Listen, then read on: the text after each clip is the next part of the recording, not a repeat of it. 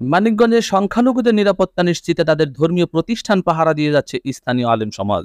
মানিকগঞ্জ শহরের শ্রী শ্রী আনন্দময়ী কালী মন্দির, লক্ষ্মী মণ্ডপ ও শ্রী শ্রী শিব মন্দির সহ বিভিন্ন মন্দিরে দিনরাত্রি পাহারা দিয়ে যাচ্ছে স্থানীয় আলেম সমাজ ও বৈষম্য বিরোধী ছাত্র আন্দোলন। শ্রী শ্রী আনন্দময়ী কালী মন্দিরের প্রধান পুরোহিত কানু গোস্বামী বলেন, আমরা এখানে নিরাপদে ভয়হীনভাবে পূজা অর্চনা করছি, নির্বিঘ্নে আমাদের ধর্মীয় কাজকর্ম চালিয়ে যাচ্ছি, কোনো ধরনের নিরাপত্তা সংকট নেই।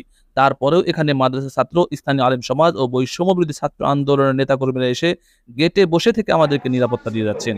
আমরা খুব ভালো আছি, কোনো সমস্যা নেই, আমরা স্বস্তিতে আছি, আমরা সবাই মিলে একসাথে থাকতে চাই। মন্দিরের পুরোহিত হিসাবে আমি এরকম কোনো অনিরাপত্তা ফিল করি নাই, কারণ আমার এখানে এরকম কোনো সমস্যা হয় নাই, বা আমার এলাকার লোকজন যারা আছে তারাও আমাদের সহযোগিতা করছে, আপনাদের সংগঠনও সহযোগিতা করছে, ছাত্র ভাইরাও আমাদের সহযোগিতা করছে, সবাই আমাদের সাথে যোগাযোগ করছে এবং দিনেও আসছে, রাত্রেও আসছে, সন্ধ্যাও আসছে, খোঁজ নিছে, ফোন নাম্বার দিয়েছে যে যদি কোনো রকম কোনো অপ্রীতিকর ঘটনা ঘটতে চায় বা ঘটতে আসে সেক্ষেত্রে আপনারা আমাদের তাৎক্ষণিক ফোন দিয়ে জানাবেন, ইনশাল্লাহ আমরা চলে আসবো তাড়াতাড়ি এবং চেষ্টা করবো আমরা যাতে কোনো অঘটন না ঘটে, এরকম ভাবেই আছি। তো আমাদের এই 3-4 দিন বা 5 দিন যাই হয়েছে, এর মধ্যে এরকম কোনো দুর্ঘটনা ঘটে নাই বা আমরা দুর্ঘটনা কবলিত হই নাই আমার এই শ্রী শ্রী আনন্দময়ী কালীবাড়িতে আর কি। দারুল উলুম মাদ্রাসার প্রিন্সিপাল হাফিজ মাওলানা উবাইদুল্লাহ বলেন, 5 আগস্ট ক্ষমতাসীন দলের শেখ হাসিনা পদত্যাগ করে দেশ ছাড়ার পরই বিভিন্ন এলাকায় নৈরাজ্য চালায় একটি চক্র।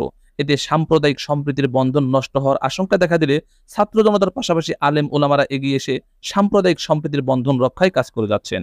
গণ অভ্যুত্থানের পরে, ছাত্র অভ্যুত্থানের পরে যখন পরিস্থিতি অনেকটাই ঘোলাটে মনে হয়েছে আমাদের কাছে, মানিকগঞ্জ আলেম সমাজ বসছিলেন, তারাও চিন্তা ভাবনা করছেন যে আমাদের যারা সংখ্যালঘু ভাইরা আছেন আমাদের মানিকগঞ্জে, সারা দেশেই ওলামা একরাম কাজ করতেছেন। সেই প্রেক্ষিতে মানিকগঞ্জে ওলামা একরামের তত্ত্বাবধানে মানিকগঞ্জে যখন আলোচনা হলো যে তাদেরকে দেখভাল করা আমাদের জরুরি কিনা, তখন সবাই আমরা একমত হলাম যে যেহেতু এই মুহূর্তে পরিস্থিতি খারাপ, যে কোনো বিতর্কিত কোনো গোষ্ঠী কাউকে আক্রমণ করতেই পারে। আর প্রথম দিন রাতে তো ভয়ানক নীরব ছিল, সন্ধ্যার পর থেকে পুরা শহর নীরব ছিল। আমরা রাত 11টার দিকে বের হই প্রথমে মানিকগঞ্জে, আমাদের বিশেষ করে লক্ষ্মী মণ্ডপ এই সাইডগুলা, স্বর্ণকার পট্টিগুলোকে আমরা, আমাদের দারুল উলুমে যত বড় ছাত্র আছে ওদেরকে নিয়ে আমরা পাহারা শুরু করি, টহল শুরু করি। আমরা এদিকেও আসছি, এদিকে কোনো লোকজন পাই নাই, ডাকাডাকিও করছে, ধাপে ধাপে সবগুলা মন্দিরে ঘুরছি, কথা বলছি। ওনারা আমাদেরকে পাওয়ার পর খুব আশ্বস্ত হয়েছেন, সাহস পাইছেন।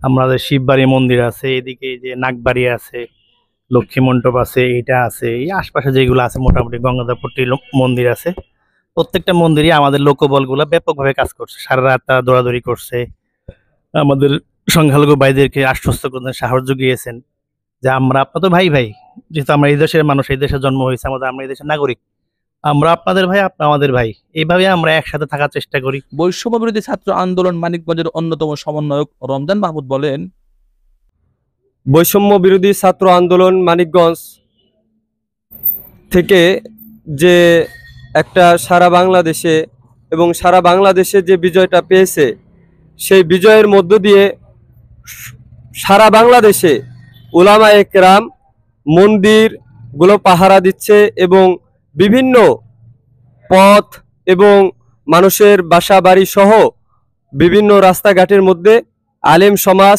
ছাত্র জনতা, বিভিন্ন সংগঠন, বিভিন্ন স্বেচ্ছাসেবী সংগঠনগুলো পাহারা দিয়ে যাচ্ছে। এই সময় তিনি আরো বলেন, আমাদের পক্ষ থেকে কমিটি করে দিয়েছি, আমাদের ছাত্র ভাইরা রাত জেগে মন্দির পাহারা দিচ্ছে, পরিস্থিতি স্বাভাবিক না হওয়া পর্যন্ত আমাদের কার্যক্রম অব্যাহত থাকবে।